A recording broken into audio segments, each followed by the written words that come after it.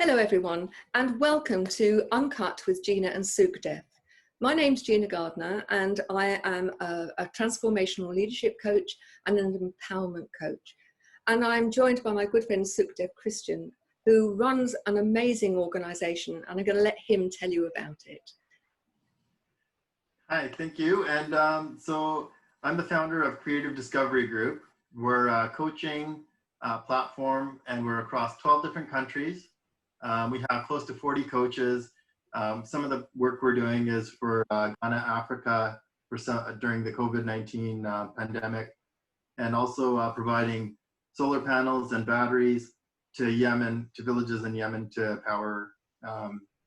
provide power for some of the homes there. Some amazing work. And we're joined today by our guest, Bea. And Bea's going to be our willing coachee today. And so, Bea, thank you very much for joining us. What would you like to focus on today? Today, I have a really big decision to make, and I'm struggling to make it. Okay. So would you like to give us an idea of what that is? And then I'm going to hand over to Sukhdev to make a start to help you. Okay, so I'm in the middle of my master's degree, and I'm studying mental health to support my work in the trans community. I took a year out because of my own health issues, and I'm due to go back in January, but I'm not sure that it's actually the right thing to do, or whether or not I should go back, because I'm never going to work for anyone else. I'm only ever going to be self-employed. So it's like, do I go back? So the reason that I think I should is twofold. Number one, I hate leaving anything undone. And number two, I hate anyone thinking I'm stupid. So, so that to me then doesn't feel like enough of a reason to go back and finish this. So okay. I'm not sure what to do. And Sukhdev, I'm going to hand over to you before I okay. So this is a master's degree, and you're not sure if you want to go back to it? Yeah. Is that right? Okay. So what made you want to get into it in the first place? I thought it would help support my work in the trans community. Okay. So, and it's not being helpful at all? It's not what I thought it would be. It's okay. more about theory than I was hoping that I'd be able to signpost people and I'd understand where I was sending them to and all that sort of stuff, but there's none of that. Okay, and then well, what do you want, what would the result be from you finishing that? What did you think you were going to get from it? Just a way of helping my clients more, really. Okay, so it'd be just a degree that would hold some weight behind what you're doing? No, I don't need any. I work in a very, very niche corner of the market, very niche, and I'm pretty well known and well respected within that niche, which is pretty good. But I just thought that because I've already done my bachelor's, and I thought that doing a master's would be, I don't know. I just thought it would help. Okay, so transgenderism is not a mental health issue. However, a lot of transgendered people do have mental health problems because of the nature of the journey that they're on. And I just wanted to be able to help them further in their transition, if that's where they're going, or in dealing with it if they're not. And I just thought that having what the degree is, it didn't really matter. It was the topic, studying mental health, I thought would be, but it's not really.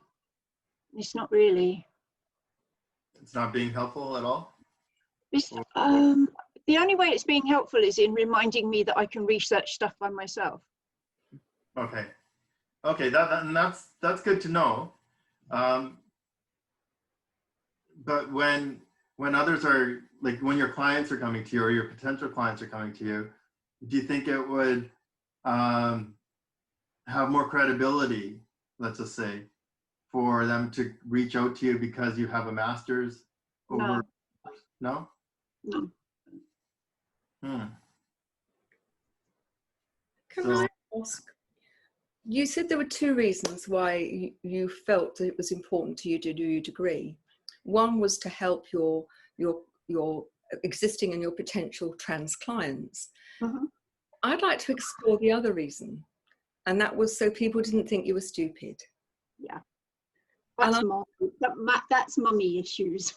Okay, because what you were very quick to do is to dismiss the need for the credibility of a degree for the people that you work with. You say that you are well known and well respected in the niche area that you've chosen to work with. So it's very easy to just dismiss, okay, I won't go back. But then you talked about, I don't want people to think I'm stupid, and I hate, and you used quite strong language. I hate not finishing things, and hate the idea of not being seen as clever. Mm. So what's really going on there? Because for me, that's the one. You've already dismissed the need to do the degree in terms of other people. Now let's look at it in terms of you. Why do you need a degree to feel clever? Like I said, it's mummy issue. I think that the not leaving anything finished and the being seen as clever are the same thing. Okay. I just thinking that now. I come from an horrific background. Okay. Absolutely horrific childhood. Violence, sexual abuse, neglect, all the things you can think of, I got. And my mother pretty much hated me from the moment I was born. And I was always stupid. I was always not as smart as her other children, because I look like her, but I think like my dad, and she hates my dad. So she couldn't reconcile that in her brain. Okay. The fact that I look like her but don't think like her, she couldn't do it. So I was always stupid. I was never as smart as the other guys. Whatever I did, Anthony did it better, or Kay did it before me, or, you know, I never had any recognition for effort. Okay. So I've always, and also coming from such a violent background, I spent my whole childhood hiding. Mm-hmm. So like I'd either, I mean, in those days, I mean, I'm 55 years old next week. So you could, in those days, you could go out and play and be gone all day and come back after you know, Come back before it starts getting dark. Yes. Yeah. So I used to do that all day, or if it was raining, we used to have a cupboard under the stairs. I'd hide in there all day. So I spent a lot of my childhood being invisible. Mm-hmm. And then because I was invisible, I didn't learn to form relationships. So I then became invisible as an adult, or as a young adult. And it wasn't until I became part of the trans community that I became visible, and that I had a home, and that I was loved and I was accepted, and a little bit of a mini celebrity, which is kind of cute. So yeah, so that's nearly 8 years ago. So in the last 8 years of my life, I've actually had an amazing life. It's fabulous, absolutely fabulous. But I didn't learn all the skills that other people learn coming up. And the biggest one that I can't reconcile is being stupid. I cannot tolerate the idea of being stupid. So let me ask you, if somebody else said to you, I've got a bachelor's degree, where on the scale of stupid would you put them? If it's anything like the one I did, round about pretty stupid. Okay, but you do know that we're talking about probably the top 10% of the world who've got a degree. Really? Yeah. And you just talked about being on a master's degree, and what you've recognized is that you could do the research for yourself. are people who are able to identify what needs to be researched and able to research it themselves. If you were talking about somebody else, would you consider them stupid? No. Okay, so I hear a no but in your voice. So there's one rule for everybody else, and then there's a different rule for you in terms of stupid states. Of course, I'm held to a higher standard. Okay, but when you're talking to your clients, your trans clients, I have no doubt that one of the things that you talk to them about is having a really strong sense of self-worth. Am I right? And one of the things that you work hard with them is to give them a sense of being comfortable in their own skin. Oh, yeah, but it's easy to tell. Yeah. So my challenge to you, okay, and I think something that would be useful for us to explore is when you're working with other people and you are recommending this and supporting them in their journey to self-love, there is something about being authentic and actually recognizing that here are you helping many people who have had very challenging journeys. And please don't think I'm making light of your journey, because I'm not. No. But at what point, because what strikes me is I wonder, even if you did your degree, is that your master's? You know, what's going to be enough for you to be convinced that you're not stupid? Well, my daughter and I have a competition to see who can get their PhD first. Okay. And what's, if you don't, that's an interesting one, because you're just talking about giving up your master's. So you've got a competition with your daughter, but actually if you give up your master's, what does that mean in terms of the competition for the PhD? Well, that's not. So there's a real mismatch here, isn't there? On the one side, a real driving force to get effectively external validation that you've got a good brain. Okay, so on one level, you've got a master's degree, a bachelor's, you're doing your master's, they're not throwing you off the course because you can't do it, it's whether you want to. A competition with your daughter about whether you know who gets to a PhD first. Another track is that you're well respected and that you help people within the trans community to deal with their journeys, not the easiest niche market to group of people to work with, because we are talking about very complex journeys for many people. Yeah. And then so with the professional you, very together, very clear about helping people, and that takes sense and sensitivity and wisdom. And then there's still this little girl who can never live up to a mother whose unreasonable standards are, you can't be as good as anybody else. I think I have high emotional intelligence.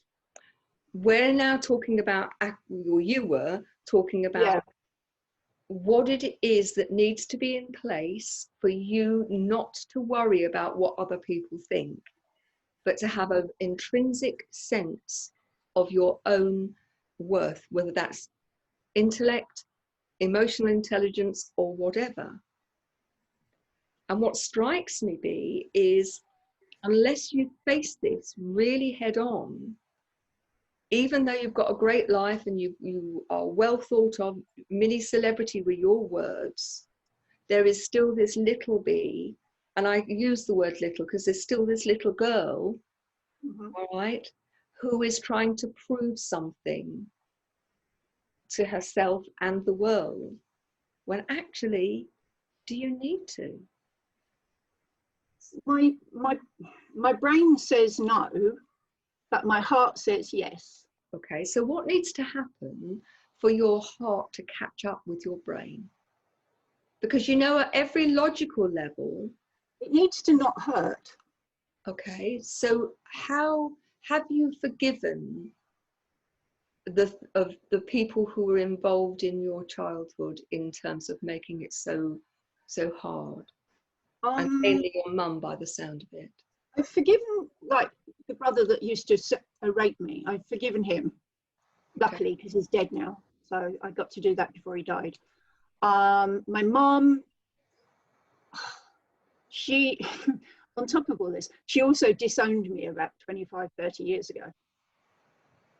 And then she had a stroke, and she decided that as she was dying, she wanted to see her daughter. And so I went to see her for a little bit, so that when she died, I couldn't think, oh, I should have tried harder. So I've done what I should do. But then she's disowned me again now. I'm actually okay with that, but I haven't worked up to the forgiving bit yet. I'm okay with being disowned. I never used to be, but I am now. But in many ways, my words, that you were disowned long before you were disowned. Yeah. Because you weren't loved, or at least that's how it felt. No, I asked. Okay. So one of the things that, and forgiveness is a theme that's come up in many of these sessions. You have to be really clear, and I know you know this, but I need to say it, all right? That forgiveness is not about condoning, and it's not about forgetting.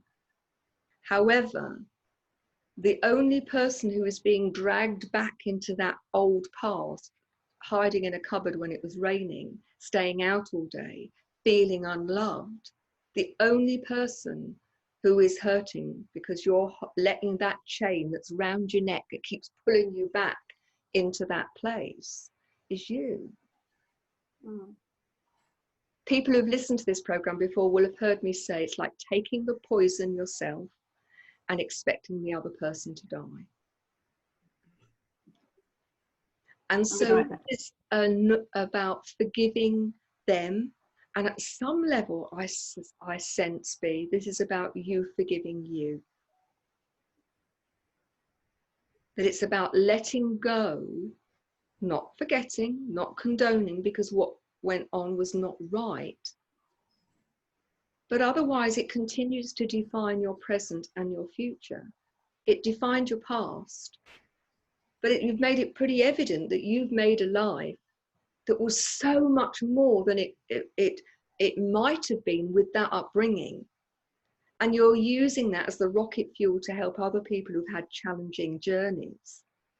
And you give to them, but you're not giving the same level of commitment and care and compassion and love to you. I don't know how to.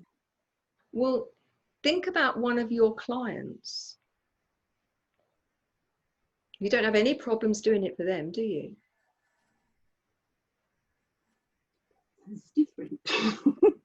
So imagine yourself as your own best friend. You have a best friend called Bea. And if it's difficult to use your own name, then give her an alter ego.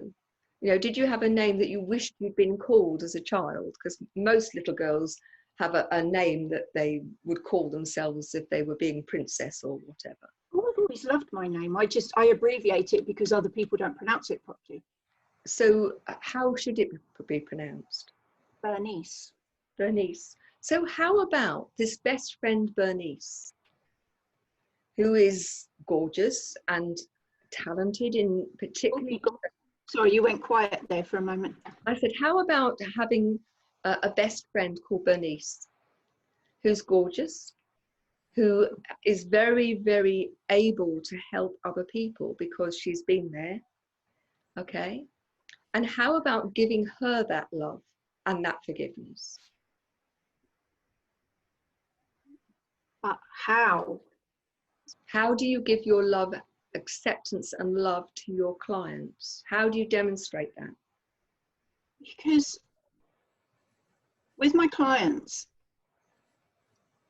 I'm just there and I listen and I don't judge. And I always say, like, you have to suspend your own ego when you're working with clients of any type. Mm-hmm. So that's what I do with my clients. I suspend my own ego, and maybe it's all about them. You have a client called Bernice, and she's your most important client. And some of this is going to be experimental. But take away the judgment. The judgment that if I don't do these external things, that I'll be seen as being silly. Stupid. Okay? About 8 years ago. Sorry, go on, Def. I'm just interested to know what happened 8 years ago that went from you feeling a certain way to you feeling loved. Feeling a certain way was 3 suicide attempts and all the good stuff that goes along with that. And then I started working in the trans community. And because I started out as a makeup artist and photographer, and now I'm a coach as well, and I run a support group for the girls. And then once people, so if you're a cis woman, which is what I am, I'm a cisgendered woman, and if you're accepting of trans people. Sorry, can I just stop you? Because for some people that they won't know what that means. Okay, shall I explain? Please, yeah. Okay, so cisgendered is basically the gender you were born with is the one you identify with. Okay, so you were born a girl and you identify as being a girl. Yeah, and transgender is you were born a gender and you do not identify with that. You identify with a different. The other one. Yeah. Yeah. I just think So, it's important that people have an understanding of what we're talking about. You're right. I use the word so often I forget people don't know. So being cisgendered and accepting transgendered people, generally speaking, it brings them so much joy and pleasure and that they're your best friend immediately. So the level of trust and I was given, that's why I took up coaching, so that I didn't damage anybody, because you're given this precious gift, and like one wrong word and you can destroy them. So I wanted to learn to not be responsible for harming anybody. Okay. And I think because I was respectful and because I'm a bit bonkers and I'm fabulous at turning boys into girls, then I was just welcomed and accepted, and it got, the community is actually a lot bigger than people would think, but pretty much everybody in the UK trans community knows who I am. You know, if they haven't met me, they've heard of me. So, and I've got a really good reputation, and that was the first time I'd ever been validated, and that was because I validate them. Okay. And that was the first time. So that's where the life shift happened. So you felt significant in a sense, like when it went from feeling a certain, you know, you're suicidal and all this stuff, to being appreciated, and that came from supporting others. Yeah. Right? Yeah. Yeah. So now what can you do? So you know that where you came from, how you felt at a certain point, and where you are and the direction you're going and you want to go, right? Mm-hmm. You already know that. Now, share it with us. Where is it exactly that you see yourself going, and what do you see yourself doing 3 years from now? Like, how do you picture your life? My life won't have changed that much, except I'll be earning more money. So I will change the focus of my business, but not my clientele. Because I'm disabled, so my arthritis and fibromyalgia mean that my makeup days are very soon to be behind me. So I have to present a product to my clients that isn't physical for me. So I've got that in the works, and also I want to take on get a lot more coaching clients in the trans community and help support girls and guys through their transitions. So I see my life remaining pretty much as it is, but with more money and less physicality. Okay, so more money. Do you think people would pay more for somebody with a bachelor's degree or a master's degree? I don't think in my line of work it won't make any difference. Yeah, that's what, yeah. But if, let's say if somebody who didn't know you at all, and they just see somebody with a bachelor's or a master's, and which one do you think, like, do you see what I'm saying? Like, it might, one's going to hold more weight than another. Yeah, of course. Yeah. So if you're looking to make more money, and which one do you think would hold more weight? I understand what you're saying. Somebody at the door. You carry on. I won't be a sec. I understand what you're saying, but I honestly don't see that it will make that much difference. Yeah. But if somebody didn't know you, right, they're going to go back, rewind a little bit. So if somebody didn't know, somebody's just coming in fresh, and they see a coach, and they see, okay, this coach does the exact same thing as this coach. One has a bachelor's, one has a master's. Which one do you think would be more, right? Yeah. Can I ask a Yes. question around this?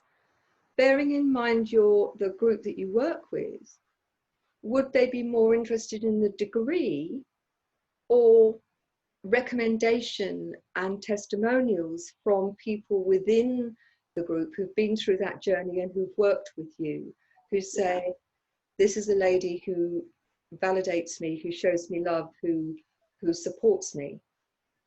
Yes, that is exactly how I see it. Okay. You show people love, don't you? Respect. You hold the space for them. You suspend your ego for them. And in a way, they've done that for you, haven't they? Okay. So when you say that you don't know how to do it, that's not true. That's, I think, a story you tell yourself. And I'm going to be quite upfront with you and say, my BS meter's going like this, because it's, while you say, I don't know, but you can give it to other people and you can receive it from other people, so you do know, it's a really good place to keep you stuck. Because while your brain is saying, I don't know, then you don't actually have to work on giving yourself exactly what you give other people. It's not that you're going to give yourself something different to what you do for other people and what they do for you. I do understand that, and I understand why your BS meter is pinging. It's not that I don't know, it's I don't know how to do it for myself. I don't. So the conversations I have with my clients, it doesn't work when I have those conversations with myself. Okay, so let me just take it a step back. You have a voice in your head, presumably, is the conversation with yourself. And that voice is, when you are having that same sort of conversations that you have with your clients, is saying what? What are the words that go around in your head?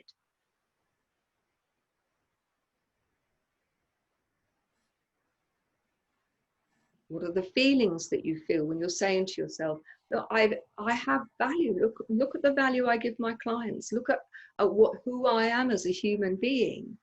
That I'm great, as I'm enough. I've got things I could do better, and I've got things that I do really well. But actually, I am enough. I think the overriding one is yeah, but. Okay. And when you get that yeah, but, what do you do with it? You listen to it? I don't know that I actively listen to it, but I know that it wears me down. So actually, you do know that you're listening to it, because if you weren't listening to it, it wouldn't have the capacity to wear you down. True. Okay, so you've got this little voice in your head. I may have spoken to you to another client that we've been doing this, but one of my clients calls the voice in her head the parrot. because it squawks and it makes a lot of noise. Yours might not, it might be a quiet one. But if you want the parrot to be quiet and it's in a cage, you put a cloth over it. And, you know, we came to the conclusion that if that didn't work, she was going to shoot the parrot. It wasn't as if any real parrot was going to get hurt. And in the smiling, which is exactly what she did, about shoot the blessed parrot, okay, in that smile, she was then resourced. So I've got some exercises I'd like you to try. Okay, now you'll get a copy of this, so don't worry about writing them down. And I think that there's some really useful exercises that might help you and other people. The first is the recognition that all of us are enough. All right, we are enough just as we are. We're not broken, we don't need fixing, but we do need to believe that we are enough. And, you know, in one of our previous sessions, talked about the poem by Marianne Williamson, you know, the one about being, shining your light, and stepping into being the best version of you. As soon as you're in front of a client, you do that. And as soon as you're not with a client, you go back into that cupboard that you've hid in when you were little. And this is about being prepared to open the door. Okay? Now, there is a very famous hypnotherapist, and she was asked to work with, he was an actor. The producer phoned her and said, can you come and work with this actor? They were halfway through a run of producing these TV shows, and the TV company would have lost a lot of money if they had to close the show, and he was threatening to walk off the set. And she said, of course. I'm just trying to think of her name and it'll come to me in a moment. And so the producer said to her, what sort of car do you drive? And she said, I drive a Ford. He said, don't go in a Ford. You won't have a Ford on the drive. They made the appointment, off she went, car on the drive. And he said, what's that piece of junk doing on my drive? And she said, well, it's the car I drive. He said, I don't have junk like that on my drive. She said, well, I'm here now. Let me come and talk to you. And he said, you can't help me. She said, I've got a pretty good idea what the problem is. Come on, let's have a cup of tea and let's go in. So in they went, and through the conversation, it became clear that he had wanted to be an actor. His father was a famous solicitor, well known, very successful, who said, if you go off to be an actor, I'll disown you.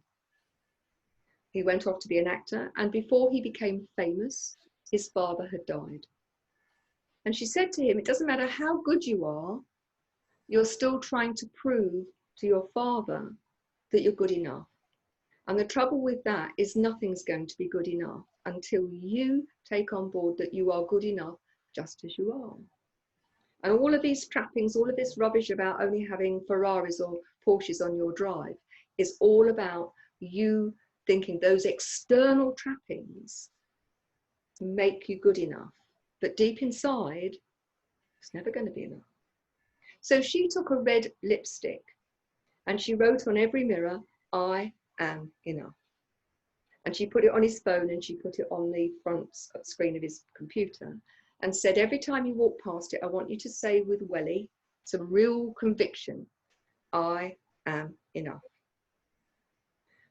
A few weeks later, she phoned him and said, how are you? And she said, I'm feeling really good. 6 months later, he phoned and said, I've got a girlfriend. It's the first person who's not been a supermodel. And it's the first person who's been a real person. And I'm really happy.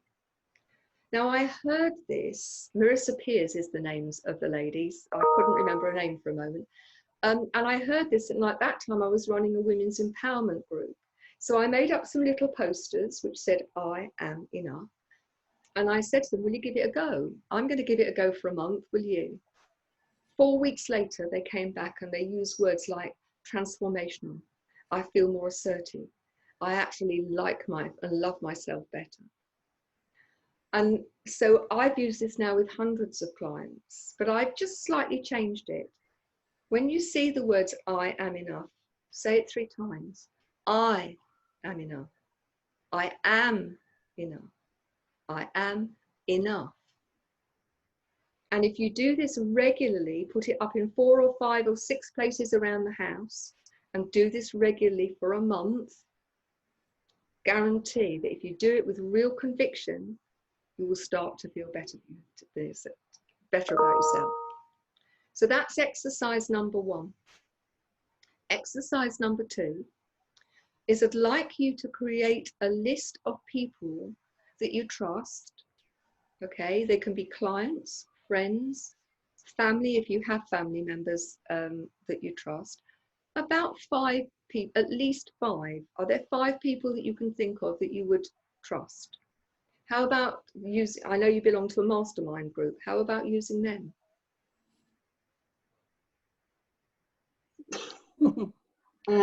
Let me tell you the exercise first. Yeah. Okay, and the exercise is to say, when they think of you, what is it they think that makes you uniquely you? Okay? And I want you to do the same exercise. I've done that. Okay. I did that. And the thing that came back was empathic and caring. Okay. Which wasn't clever. Okay. What would it take for you to recognize your own intellectual worth?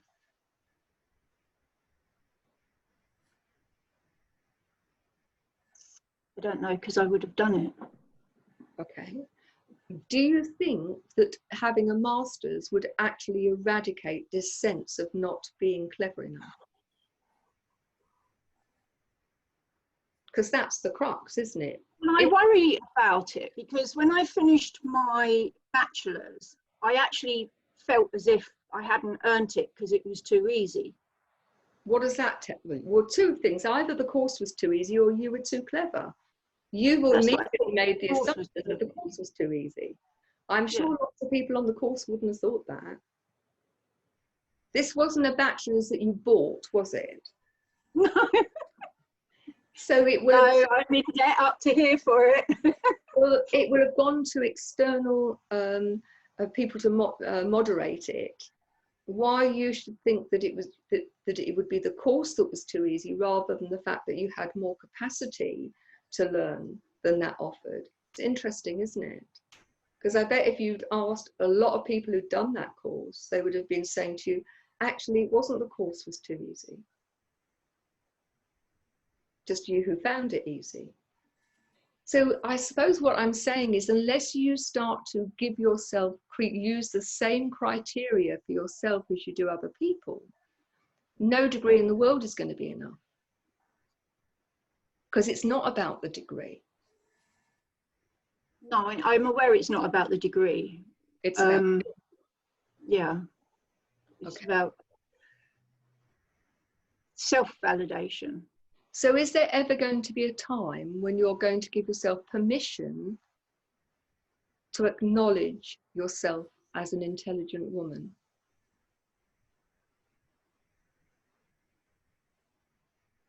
Because this is what this is really about. I think I need to know what the marker is. Like, you know, like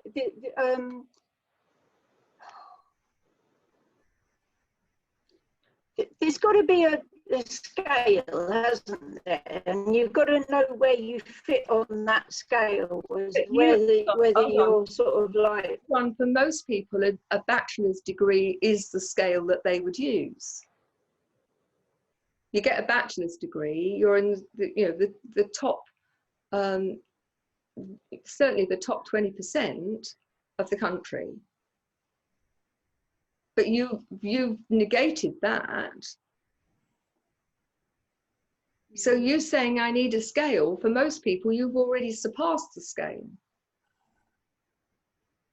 You keep moving the goalposts. When I have a bachelor's degree, I'll feel all right about myself. No, I need a master's. No, actually, I'm going to have a competition with my daughter. I need a PhD.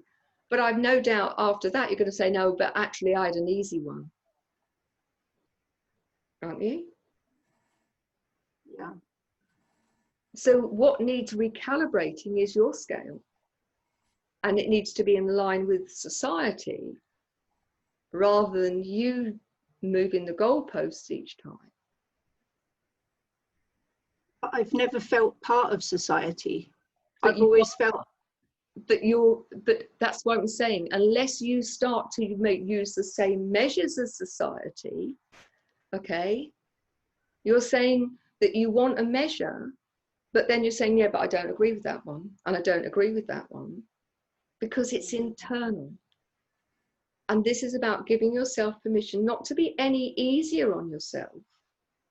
But don't you think it's about time that, yeah, actually you use the same criteria for you as you use for other people?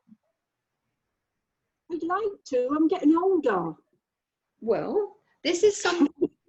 What really interests me is how resistant you are to holding on to that old stuff. Because it is actually, it's a mind shift that could take that long if you gave yourself permission just to use the same criteria as you use for other people. No better, no worse, but the same criteria as you use for your clients and you use for other people within society. Maybe I expect there to be a procedure that has to be followed in order for it to be worth anything. Procedure for what specifically? Well, anything. Like accepting myself needs a procedure. Indication of my intellect needs a procedure. I think as long as you're going to continue chasing significance, it's always going to be, you're going to feel like there's a procedure, because what I picked up is what makes you feel good is you feel good, and there's a little smile, like when you're talking about you're a mini celebrity.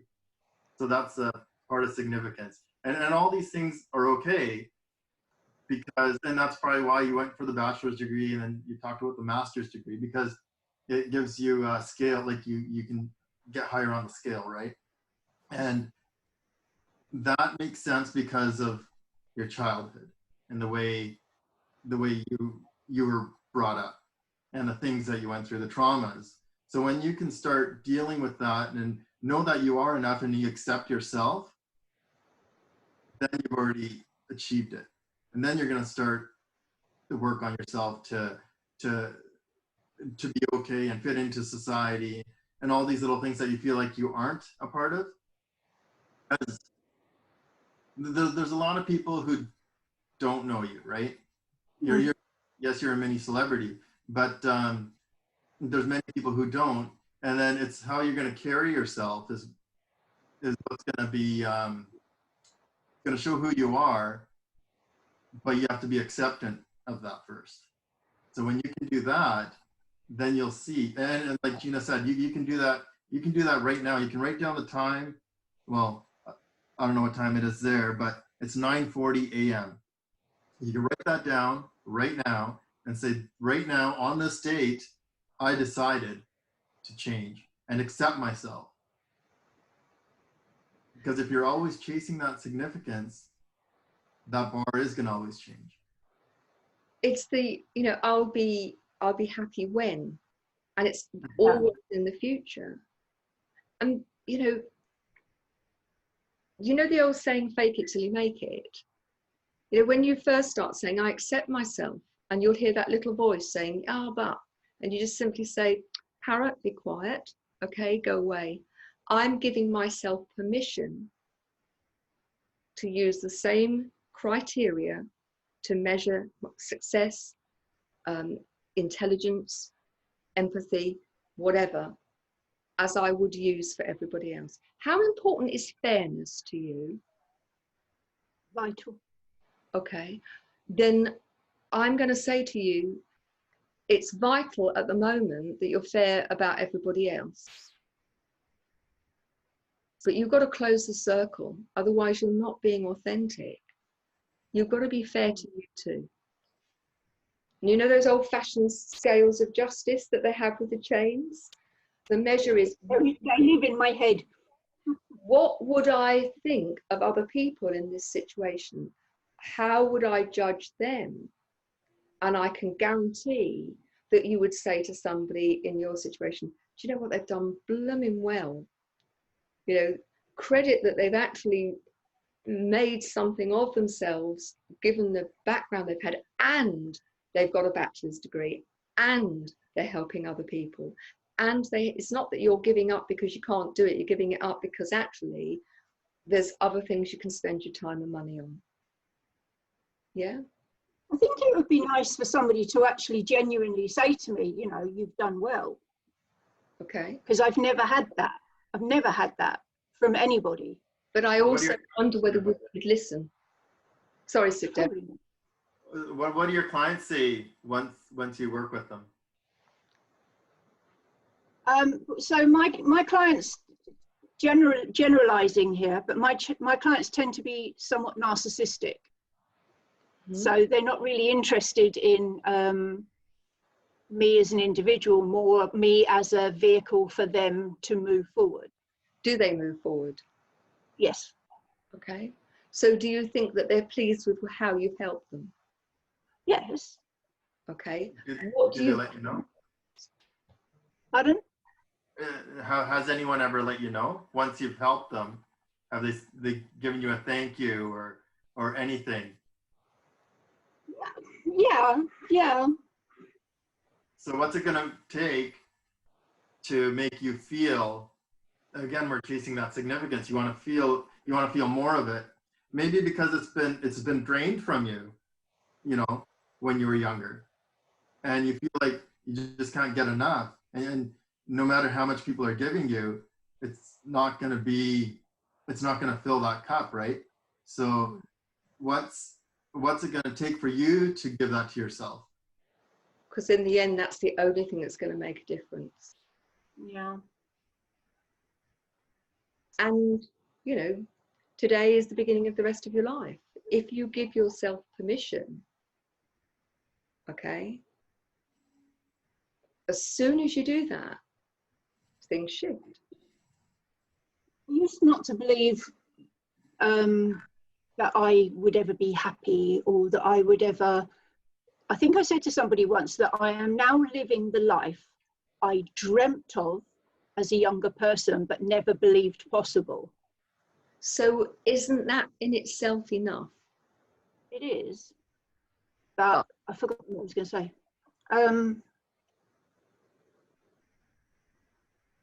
No, forgotten what I was going to say. Fibromyalgia is a wonderful thing. You know, if you're not careful, you're going to live a life and your epitaph will be, yeah, but, or but.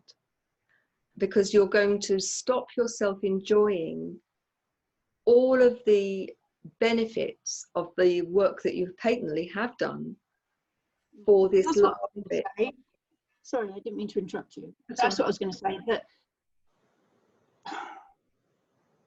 no, I can't verbalise it. Never mind. I'm really sorry. Right. Again, you now have the opportunity to make a decision. Am I ready to let go of the butting, okay, and give myself permission to actually enjoy being who I am?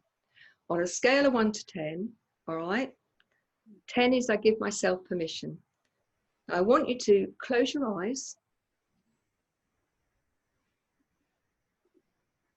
Okay, I want you to take 3 deep breaths and just let go of all of the negativity, all of that old stuff. And I want you to imagine that in front of you is a permission dial. Okay? It's in percentages. So what percentage of permission do you think you're giving yourself at the moment to let go of all of this rubbish about you not being good enough and not being clever? 0. Okay, so I want you to imagine that that dial is absolutely in your control, and I want you to turn it up to 25% permission and tell me when you're there.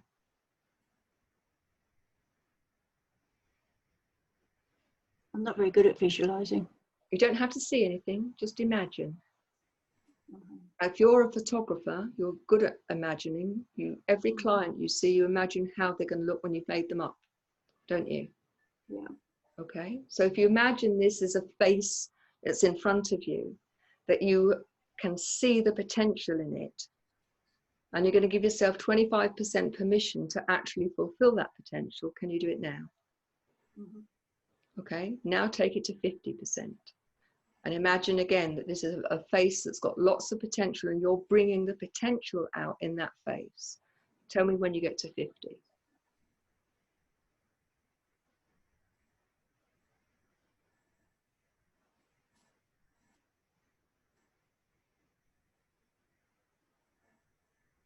Yeah, I'm trying to do it as a me potential rather than doing it up a face. Fine, it's whatever Sorry, works. I'm messing up your thing. No, it's whatever works. But Okay. you see potential in people. You're good at seeing the potential and fulfilling that. We're now just wanting you to do it for you. Okay? And this is a mind shift. It's clicking a switch in your brain that says, I've had that switch off all my life. I now want to switch this on. Okay? And it's telling your ego, get out of the way. And you have great practice in getting out of you're giving your ego the instruction to get out of the way. You do it all the time with your clients. So this is not a new skill for you.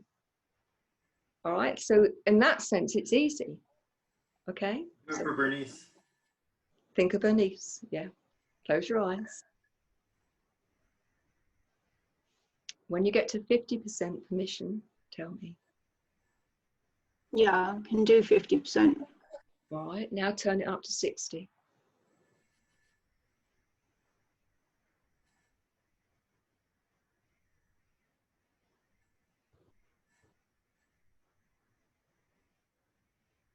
Yeah.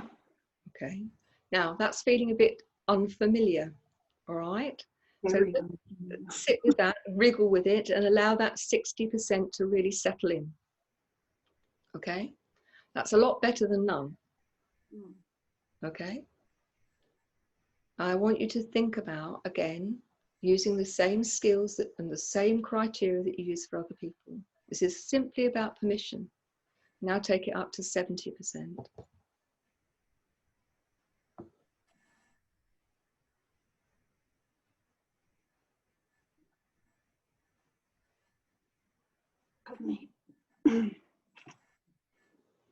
Yeah. Okay. I want you to imagine it's, do you remember the Ready Brick advert? Where the Ready Brick advert filled people up and then started to emanate from outside rather like a haze all the way around them. Imagine that your permission is doing that. Now grow that so it fills you up from your toes to the top of your head, down to the tips of your finger, to the tips of your nose, and allow that sense of possibility to grow and fill you up. That one's easy. Now, That one's easy. Great. So now I want you to just fill yourself up with the possibility of letting go. And tell me when you're full.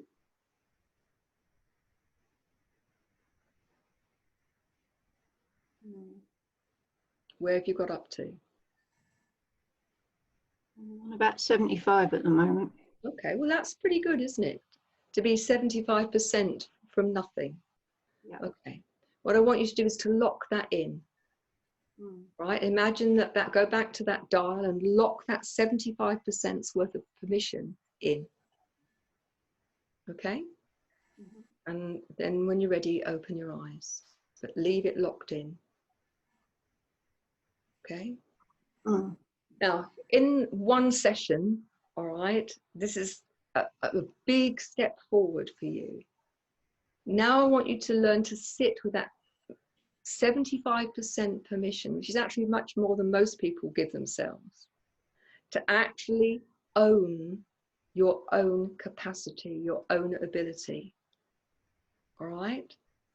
And to start with, it's going to feel unfamiliar. When you go into a shoe shop, you don't buy the first pair of shoes you see. Usually you try several pairs on till you find a pair that fit you and that suit the job that you want them to do, don't you? Yeah, this is no different. To start with, it's going to feel a bit strange and a bit unfamiliar. but do the I am enough exercise, all right? And do it in conjunction that each day, revisit this permission and just turn it up by 5 degrees. And as you become more comfortable with it, so you will find that it becomes your new way of being. I actually really like the ready break one. Okay. And the nice thing about that is that when you filled yourself up, and then for those who don't know, the Ready Break advert was a breakfast cereal advert. And the child came out of the house having had breakfast, and the idea was that they were full of this warmth and strength and energy, which went out of the body, and they had this orange aura around them, which protected them as they went off to school. And so use the Ready Break image and fill yourself up with permission to embrace the possibilities that are open to you when you start to love yourself. Okay? So we're going to draw this to a close, because I think actually that this needs to be done by degree. This is a starting point. This is a big starting point. It's a huge starting point. Yeah, this is further ahead than I thought I'd get. So I want to ask you the question, and then I'm going to hand over to Sukhdev for any final challenges he has and question. In terms of the degree, okay, and knowing whether you want to do the degree, out of this, being clear whether you're doing it for other people to recognize you or you to recognize you, what do you think has got the major power in terms of your decision? I think I know it sounds so stupid, but it never occurred to me before that it was me recognizing that I was smart enough. Okay.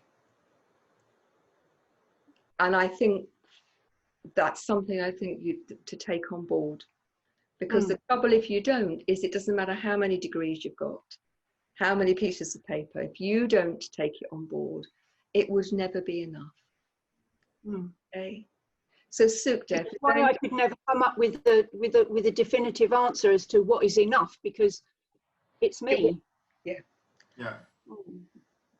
So one thing that I wanted to touch on real quick was, like, I still feel like there's issues from the childhood that aren't dealt with.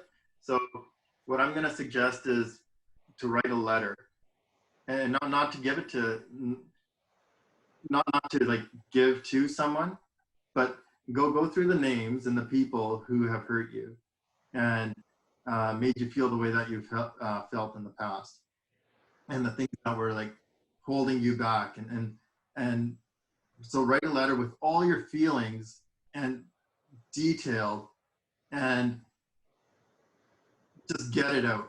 Get it out of your system, because that's weighing you down. So once it's out, take it and burn it. Get rid of it, and it's gone forever. Because the things that you are doing are amazing. You're helping so many people. You're doing things that others aren't doing. You're being supportive for people who need it. And so know that you are enough, because you're doing such amazing work, and that is why you're that celebrity. But don't think of it like you need to gain more significance, because you're already there. It's just you need to understand it here. So if you can write those letters and just get rid of them, get rid of those feelings, write every little feeling, no pain. You might be crying as you're writing it, like let it out, get it out of there. Because like I don't know you, and I'm proud of like how far you've come from being such, from a child to where you are today. And yeah, like keep up the good work and keep focused and accept yourself. Such good advice. And you wanted a process. There's a process for you. All right. Yeah. The burning is a really great thing to do. That, just think, if you allow yourself to be truly the best version of you, which means accepting and loving yourself, you'll have so much more to give other people. But ultimately, you deserve to be happy and to be whole. It's time to let go. The past has not defined you in so many ways, but this little chain that's yanking you back, it's time to cut it. So I hope that's been helpful. It's been very helpful, thank you. Sukhdev, you've got a final question to ask, haven't you?